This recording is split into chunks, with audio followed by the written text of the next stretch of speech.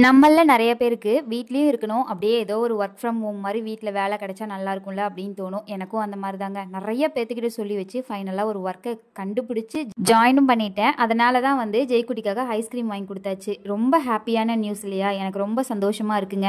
இன்னைக்கு வந்து பார்த்தீங்கன்னா, தேங்காய் தொட்டி எடுக்கறக்கு அந்த அண்ணா வந்தாங்க. தேங்காய் தொட்டியெல்லாம் போட்டாச்சு.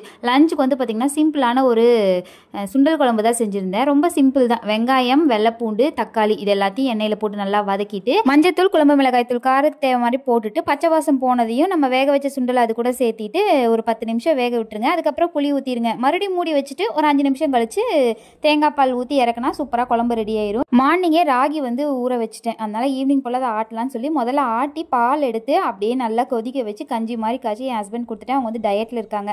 அப்படியே வந்து பார்த்தீங்கன்னா சைட் பை மாவும் வந்து ஆட்டிட்டேன். ஒரே பாத்திரத்தில் இருந்துன்னா பொங்கி வந்துடும் சொல்லி இன்னொரு பாத்திரத்தில் ஊற்றி அப்படியே மூடி எடுத்து வச்சாச்சு. அப்படியே ஈவினிங் போல் குழு கிளம்பிட்டேன். வீடியோ பிடிச்சா லைக் பண்ணி சப்ஸ்கிரைப் பண்ணி